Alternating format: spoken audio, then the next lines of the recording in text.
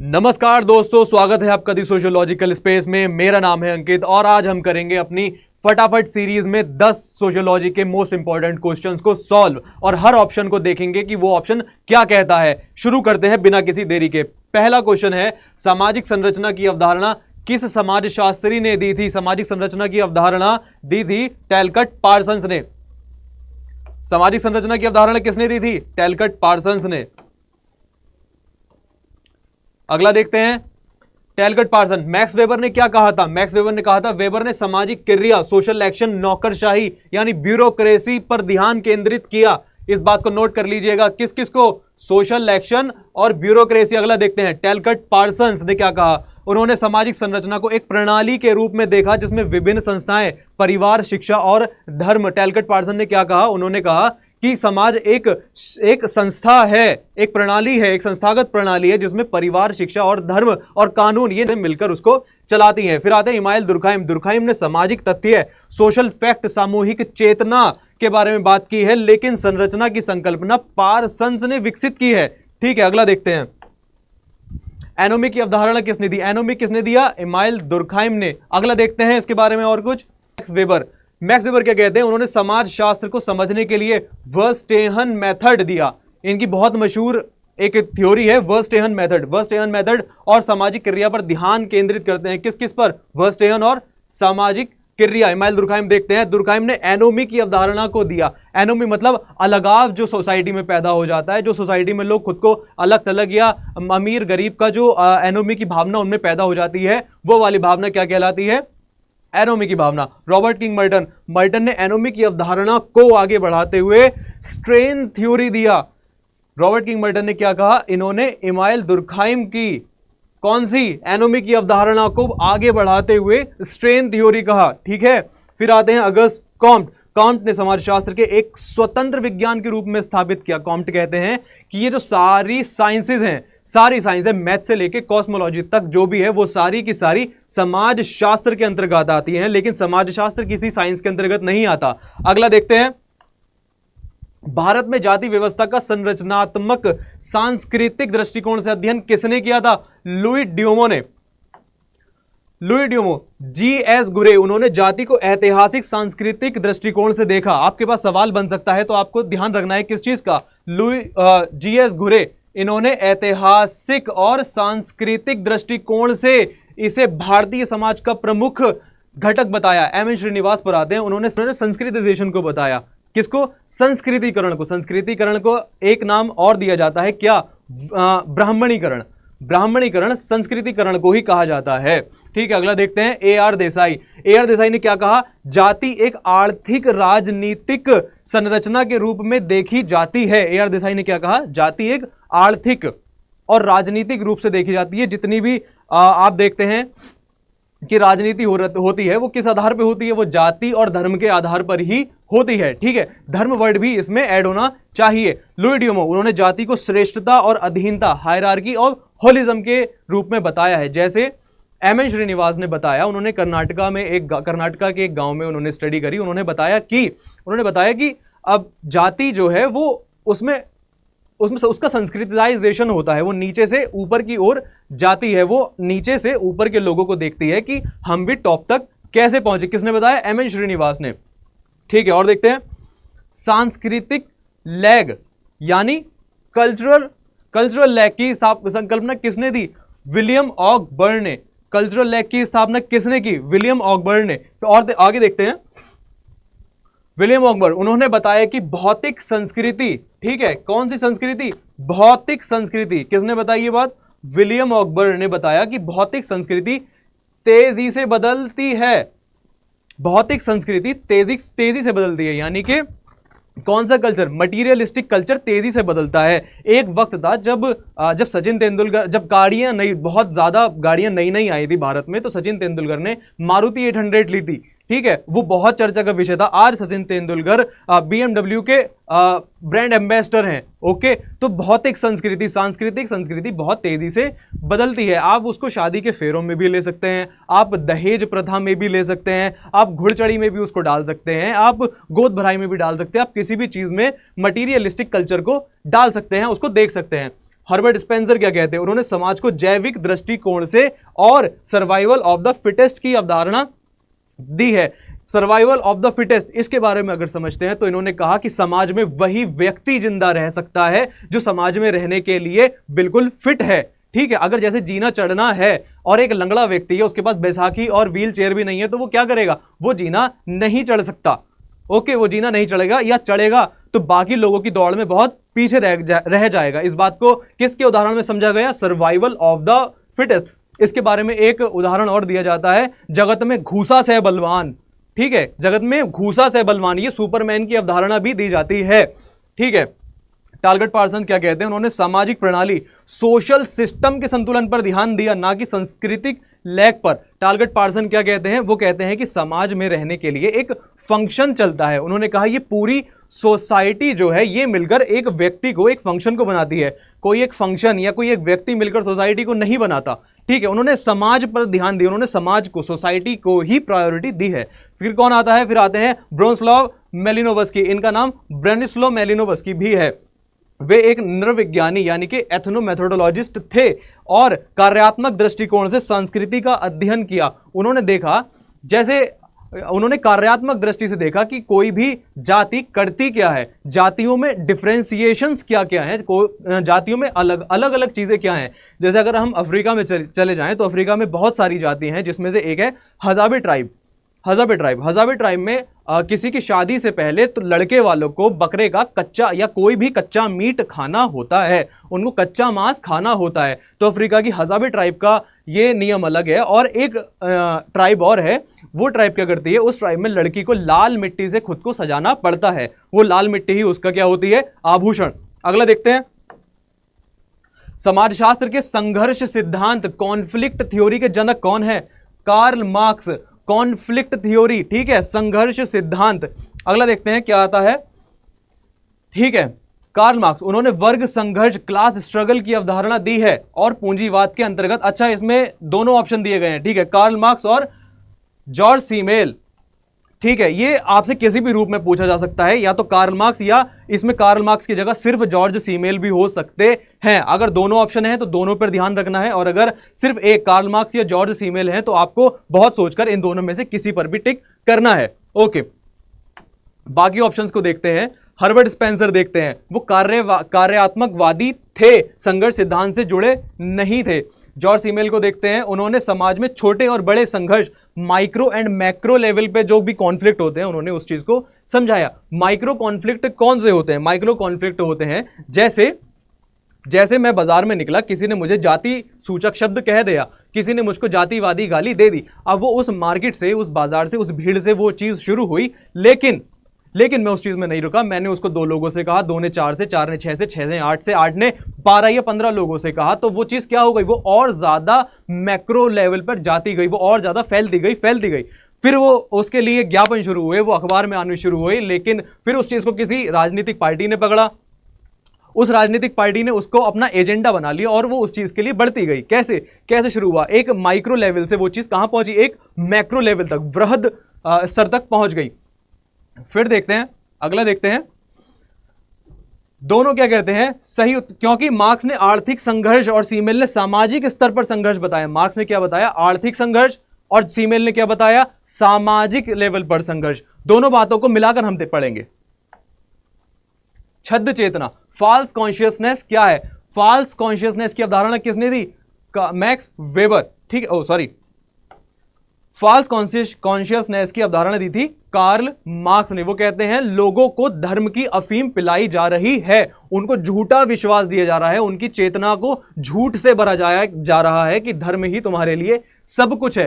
False consciousness, वो तुमसे कहते हैं कि पहले चर्च जाओ। ठीक है, ऐसा नहीं है कि नास्तिक लोग भारत में ही होते थे, नास्तिक लोग भारत के बाहर भी हैं, भगवान को ना मानने वाले लोग भारत के बाहर भी हैं। ठीक है, तो कार्ल मार्क्स एथिस्ट ही मानते थे खुद को, वो किसी धर्म में विश्वास नहीं कर सकते थे, उल्टा वो धर्म को एक नशा बताते थे। ठीक है, मैक्स वेबर ने क्या कहा, समाज में आदर्श प्रकार, इन्होंने आइडियल टाइप बताया और नौकरशाही का अध्ययन किया। मैक्स वेबर ने क्या क्या थ्योरी दी हैं, मैक्स वेबर ने दिया है आइडियल टाइप और ब्यूरोक्रेसी, इसको लाल फीताशाही भी कहा जाता है।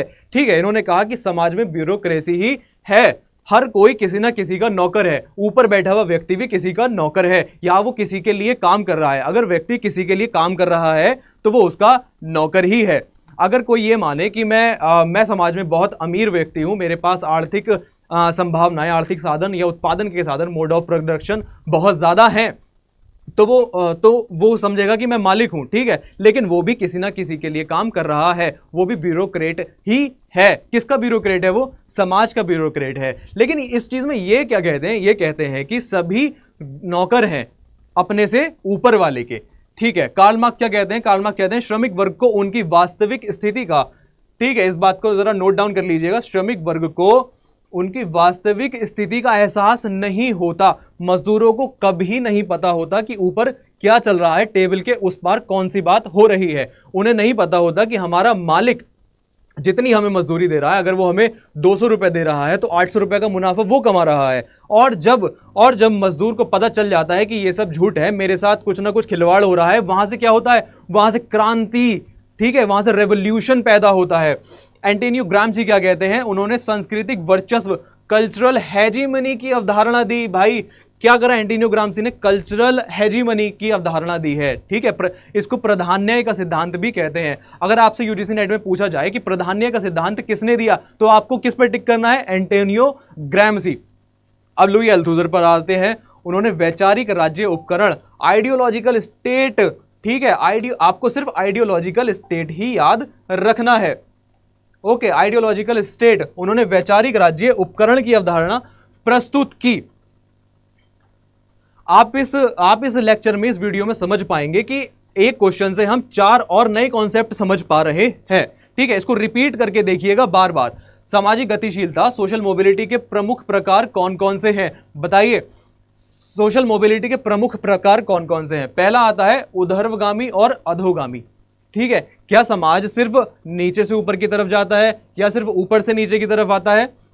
क्षैतिज और ऊर्ध्वगामी, क्या समाज इस तरीके से बढ़ता है या इस तरीके से बढ़ता है 90 डिग्री में, ठीक है। तीसरा है अधोगामी और क्षैतिज, ऊपर से नीचे की तरफ आता है और सीधा चलता है, या फिर ये सभी हैं? आप बताइए समाज क्या है? फिर से रिपीट करते हैं, समाज ऊर्ध्वगामी और अधोगामी है, सिर्फ ऊपर की तरफ और नीचे की तरफ चलता है, या फिर सीधा चलता है और ऊपर की तरफ बढ़ता है? फिर आता है अधोगामी और क्षैतिज, ऊपर से नीचे की तरफ आता है और सीधा चलता है, वो फैल जाता है, या ये सभी हैं? देखते हैं इसका असली आंसर क्या है। वैसे तो ये सभी होना चाहिए, देखते हैं क्या है। सभी उपयुक्त, ऊर्ध्वगामी और अधोगामी। व्यक्ति की सामाजिक स्थिति ऊंची या नीची होती रहती है, ये बिल्कुल सच है। आपकी सामाजिक स्थिति ऊपर या नीचे होती रहती है। एक दिन आपको क्लास में डांट पड़ जाती है, एक दिन आपकी तारीफ हो जाती है, तो जिस दिन आपकी तारीफ होती है आप ऊर्ध्वगामी हो जाते हैं, और जिस दिन आपकी बुराई या आपको डांट पड़ जाती है आप अधोगामी हो जाते हैं, ठीक है। अगला देखते हैं, क्षैतिज और ऊर्ध्वगामी। क्षैतिज गतिशीलता में व्यक्ति की स्थिति नहीं बदलती। क्षैतिज में देखते हैं फिर से कि क्षैतिज गतिशीलता में व्यक्ति की स्थिति नहीं बदलती, केवल पेशा बदलता है, ठीक है। क्षैतिज में क्या होता है? व्यक्ति की स्थिति तो नहीं बदलती लेकिन पेशा बदल जाता है। जैसे मैं अगर इस कंपनी में काम करता हूं तो अभी मेरी सामाजिक स्थिति क्या है? एक अध्यापक की है, लेकिन अगर मैं दूसरी कंपनी में अध्यापक के रूप में ही ज्वाइन करता हूं, वहां पर जुड़ता हूं, तो क्या होगा? तो मेरी क्षैतिज स्थिति तो वही रहेगी, मेरा पद तो अध्यापक का ही रहेगा, लेकिन क्या होगा? पेशा या स्थान नहीं बदलेगा, ठीक है। पेशा नहीं बदलेगा, स्थान तो ऑब्वियसली बदलेगा, ठीक है। फिर देखते हैं अधोगामी और क्षैतिज। अधोगामी में सामाजिक स्थिति गिरती है। अधोगामी का मतलब क्या होता है? ऊपर से नीचे की तरफ। जैसे किसी डीएम को किसी चौकी का ऐसा ही बना देना, ठीक है। अधोगामी क्या होती है? अधो का मतलब गड्ढे में गिरना। अगर कोई डीएम या कोई मानो बड़ी उच्च स्थिति का व्यक्ति अगर कुछ गलत करता हुआ पकड़ा गया और उसको सजा के रूप में क्या मिला? उससे जिसको वो तनख्वाह देता है, जो उसका नौकर है, उसको नौकर की स्थिति दे दी गई, तो क्या होगा? वो क्या होगा? क्षैतिज और अधोगामी और क्षैतिज, ठीक है। फिर देखते हैं सभी उपयुक्त, ठीक है।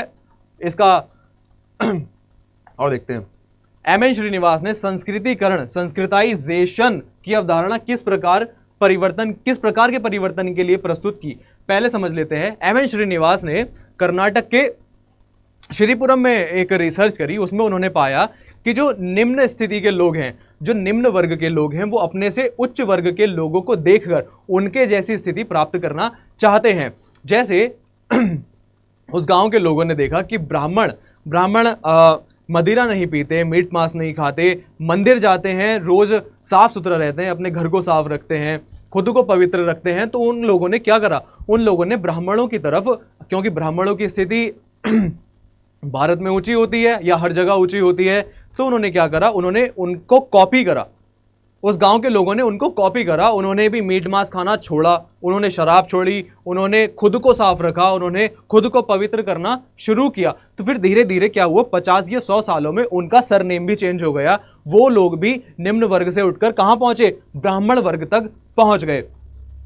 ठीक है, तो इसके लिए क्या है, एम.एन. श्रीनिवास ने संस्कृतिकरण की अवधारणा किस प्रकार के परिवर्तन के लिए प्रस्तुत की थी? जाति आधारित सामाजिक परिवर्तन, क्योंकि निम्न वर्ग उच्च वर्ग की ओर जा रहा है, निम्न जाति उच्च जाति को कॉपी कर रही है, तो वो क्या हुआ, जाति आधारित परिवर्तन हुआ। पूरा देखते हैं इसको। धार्मिक परिवर्तन क्या होता है, धर्म से जुड़ा होता है, लेकिन संस्कृतिकरण जाति आधारित होता है। ठीक है, धर्म परिवर्तन क्या होता है, धार्मिक परिवर्तन क्या होता है, वो सिर्फ धर्म से जुड़ा हुआ होता है।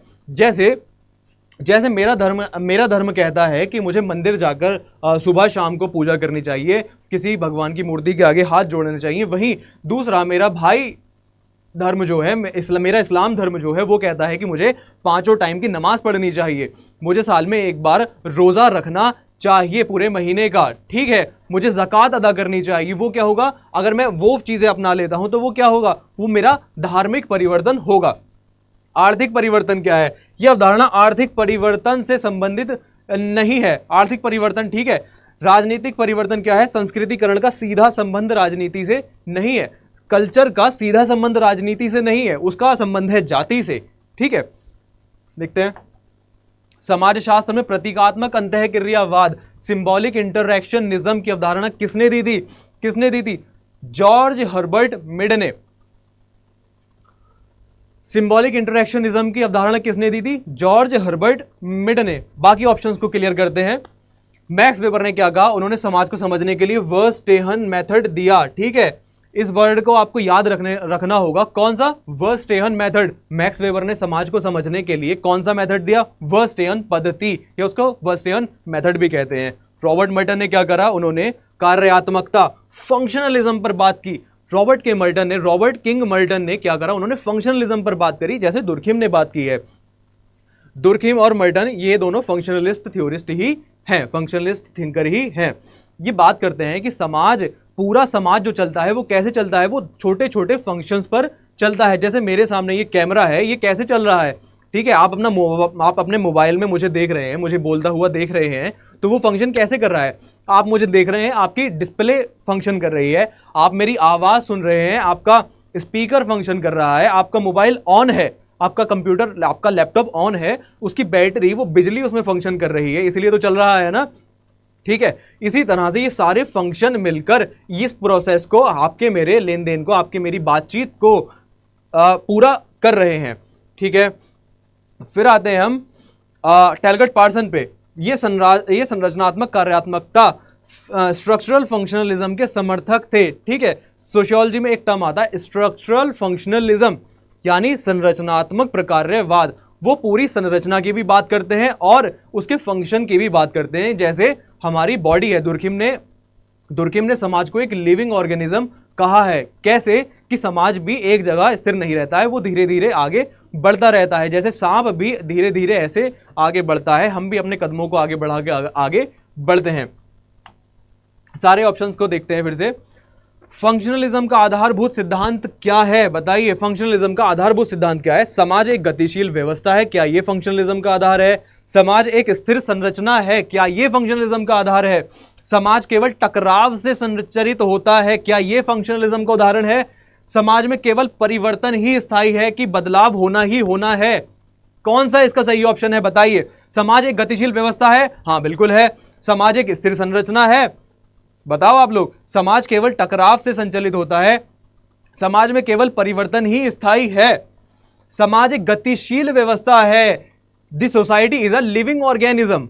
Okay, society is a living organism. आपके शरीर की तरह, मेरे शरीर की तरह ही ये सोसाइटी कैसी है? एक लिविंग ऑर्गेनिज्म है। अगर हम खाना नहीं खाएं तो हमारे फंक्शन भी ठीक से काम नहीं करेंगे। अगर हमारा हार्ट, हमारा दिल काम ना करे तो हमारा शरीर भी ठीक से काम नहीं करेगा, हमारा ब्लड पंप नहीं होगा। समाज एक स्थिर संरचना है, यह गलत है क्योंकि समाज हमेशा बदलता रहता है। क्या समाज एक स्थिर संरचना है? आप बताओ, क्या आपका शरीर स्थिर है? नहीं है, उसकी संरचना बदलती रहती है। समाज का बदलना बहुत जरूरी है। बदलाव और परिवर्तन प्रकृति का शाश्वत नियम है। अगला देखते हैं, समाज केवल टकराव से संचालित होता है। यह संघर्ष सिद्धांत का दृष्टिकोण है। ठीक है, कॉन्फ्लिक्ट थ्योरी क्या कहती है कि समाज में टकराव जब होता है, समाज में जब टकराव होता है तभी समाज में बदलाव होता है। अब वो टकराव किस तरीके का हो सकता है? वो टकराव हो सकता है जैसे दो पेट्रोल और डीजल की कंपनियां आई, वो दोनों आपस में लड़ रही हैं कि पेट्रोल की गाड़ी ज्यादा बिके, एक कह रहा है डीजल की गाड़ी ज्यादा बिके, फिर तीसरा आता है, वो कहता है इन दोनों को छोड़ो, बैटरी वाली गाड़ी खरीदो, इसमें तुम्हारे पैसे कम खर्च होंगे। ठीक है, समाज टकराव से परिवर्तित होता है। जैसे अभी मैंने ताली बजाई तो वो ताली कैसे आई? दोनों हाथों के मिलने से। मैंने चुटकी बजाई तो वो कैसे आई? दोनों उंगलियों के घर्षण से, दोनों उंगलियों के संघर्ष से ताली बजी, दोनों हाथों के संघर्ष से। ओके, अगला देखते हैं, समाज में केवल परिवर्तन ही स्थायी है। यह है समाजशास्त्रीय विकासवाद, थ्योरी ऑफ एवोल्यूशन। ठीक है, थ्योरी ऑफ एवोल्यूशन से संबंधित है, समाजशास्त्रीय विकासवाद से संबंधित है। क्या? समाज में केवल परिवर्तन ही स्थायी है, समाज में जो बदलाव है वही स्थायी है। लेकिन ये थ्योरी दोनों को आपस में टकराव करती हैं। कैसे? कि समाज स्थिर तो है नहीं, लेकिन फिर कहते हैं समाज में परिवर्तन ही स्थायी है, परिवर्तन होना ही होना है। इसी के साथ फटाफट सीरीज के ये 10 क्वेश्चन खत्म होते हैं। आने वाले समय में कल को हम 10 क्वेश्चंस और लेकर आएंगे और हमारे सोशियोलॉजी को और ज्यादा मजबूत करेंगे। इस बार यूजीसी नेट जेआरएफ की सीट हमारी है।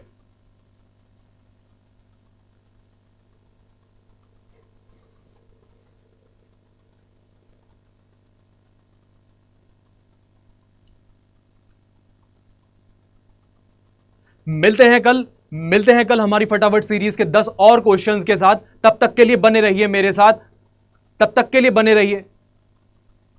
तो फटाफट सीरीज के 10 क्वेश्चन यहीं पर खत्म होते हैं। कल हम और क्वेश्चंस लेकर आएंगे। तब तक बताइए, हमने पहले कहा था कि ब्राह्मणीकरण को और क्या कहा जाता है, कमेंट में बताइए।